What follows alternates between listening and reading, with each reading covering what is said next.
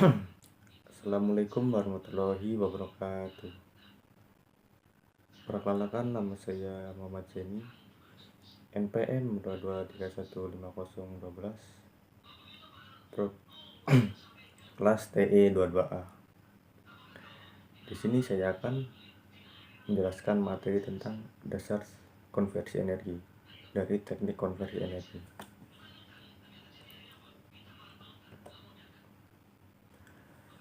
Yang pertama, pengertian teknik konversi energi.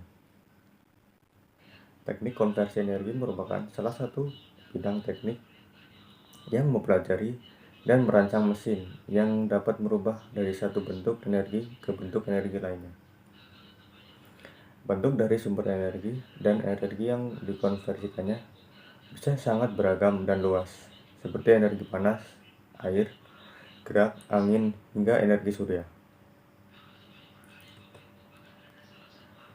Selanjutnya, tujuan konversi energi. Tujuan utama dari teknik konversi energi adalah untuk menghentikan penggunaan bahan baku energi yang bersumber dari pertambangan dan menggantikannya dengan sumber energi terbarukan seperti biodiesel, sehingga lingkungan alam tetap terjaga dan menjadi warisan bangsa. Selanjutnya, pentingnya bidang konversi energi.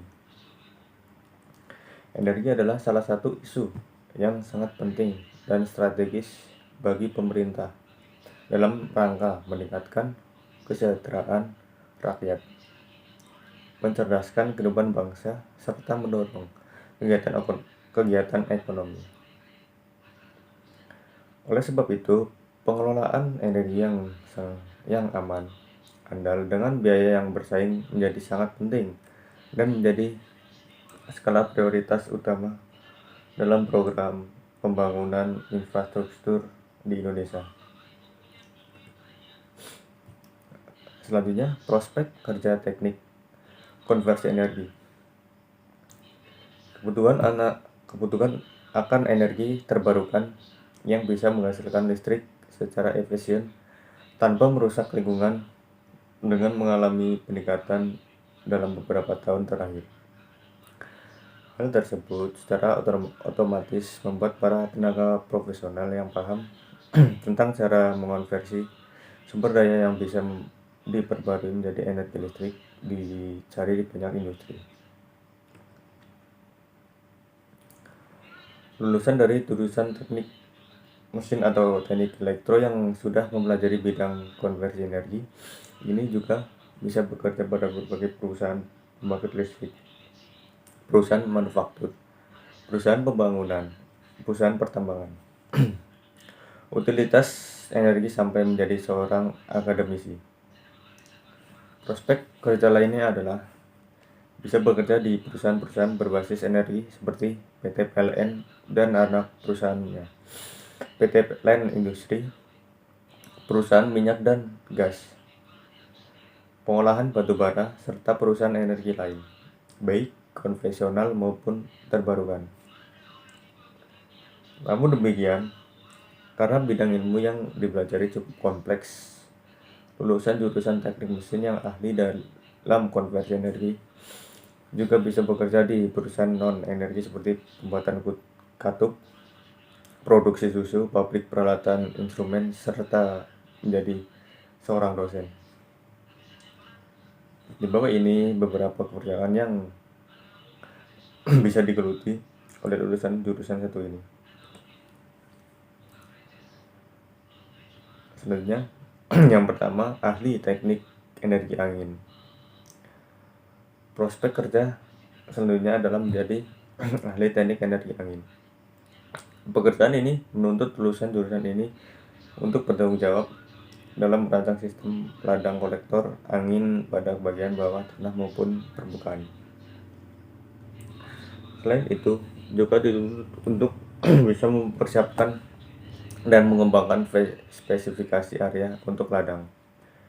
Pekerjaan ini hanya bisa dilakukan dengan mengambil jenjang pendidikan minimal S1 jurusan teknik konversi energi.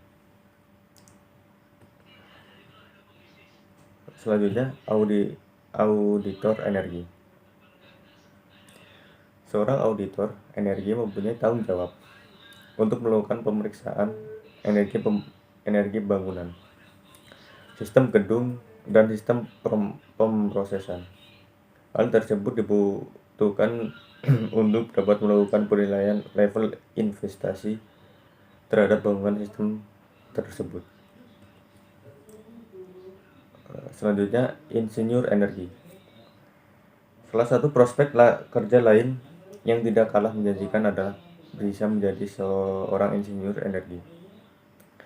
Adapun perusahaan yang bisa dijadikan tempat kerja antara lain seperti BUMN, Conoco, Philips atau PT GE Indonesia, dan untuk lulusan terbaiknya memiliki peluang untuk menempati posisi insinyur energi yang ada pada perusahaan.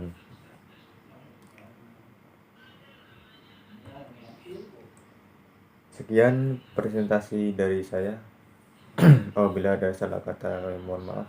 Saya akhiri. Wassalamualaikum warahmatullahi wabarakatuh.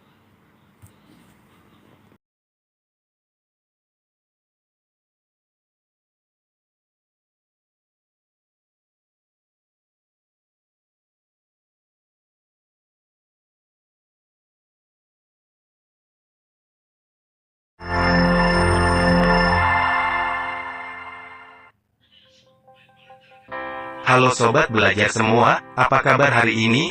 Semoga kalian sehat selalu ya, dan bersemangat untuk belajar. Pada kesempatan ini, video yang akan kita bahas adalah macam-macam sumber energi. Selamat belajar, dan terus semangat. Sumber energi adalah segala sesuatu yang menghasilkan energi. Energi sangat berguna untuk makhluk hidup saat melakukan kegiatan. Energi berasal dari bermacam-macam sumber, di antaranya adalah matahari, angin, air, minyak bumi dan gas, baterai atau listrik. Mari, kita bahas satu persatu ya, sumber-sumber energi tersebut. 1. Matahari. Matahari merupakan sumber energi panas yang sangat penting. Semua makhluk hidup akan mati tanpa matahari. Matahari memancarkan cahaya dan panas. Energi matahari dapat dikonversi ke bentuk energi lain, seperti panas dan listrik menggunakan pembangkit listrik tenaga surya, atau PLTS. Berikut, manfaat energi matahari. 1. Menghangatkan bumi dan makhluk hidup di bumi. 2. Energi panas matahari membuat udara dan air di bumi bersirkulasi. 3. Sebagai penerangan pada siang hari sehingga dapat menghemat energi listrik. 4. Panas matahari digunakan untuk mengeringkan pakaian dan barang cucian lainnya. 5. Berjemur di bawah sinar matahari secara teratur membantu tubuh mendapatkan vitamin D yang cukup. Berikutnya, energi angin. Energi angin adalah energi yang dihasilkan udara dan berhembus di permukaan bumi. Angin muncul akibat adanya perbedaan temperatur dan tekanan udara dari satu tempat ke tempat lainnya. Energi angin bisa diubah jadi mekanik dengan tujuan menghasilkan usaha. Berikut, manfaat energi angin, antara lain yaitu 1. Menggerakkan kincir angin dan turbin angin, sehingga dapat menghasilkan listrik. 2. Mendorong perahu layar agar dapat berjalan.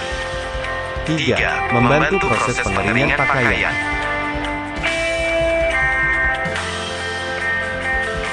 Selanjutnya, energi air.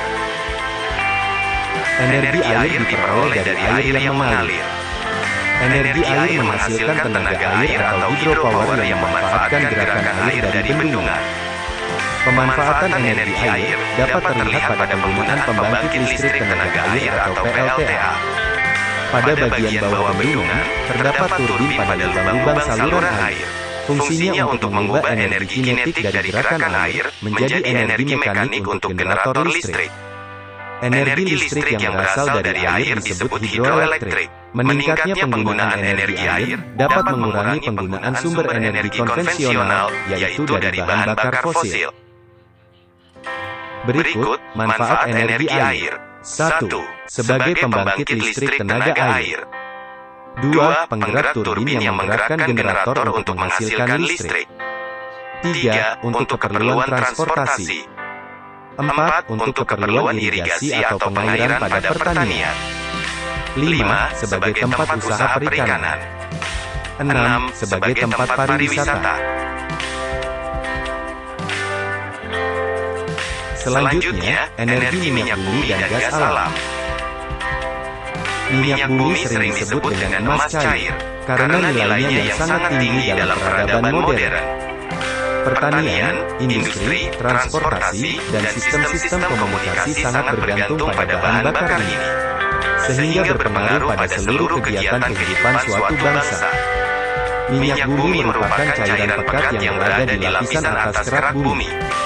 Minyak bumi mentah berasal dari sisa-sisa makhluk hidup yang mati, kemudian tertimbun lapisan tanah dan batuan berjuta-juta tahun lamanya. Karena adanya tekanan dan temperatur dalam kerak bumi, maka terbentuk reservoir atau tempat cadangan minyak yang berada jauh di bawah permukaan tanah. Minyak bumi diambil dengan cara pengeboran. Kemudian hasil pengeboran berupa minyak mentah disuling di pabrik-pabrik penyulingan minyak, sehingga menghasilkan bensin, minyak tanah, aspal atau lilin, dan lain-lain. Mirip dengan minyak mentah, gas alam adalah bahan bakar fosil yang berasal dari makhluk hidup yang mati, kemudian tersimpan dalam di bawah tanah selama jutaan tahun.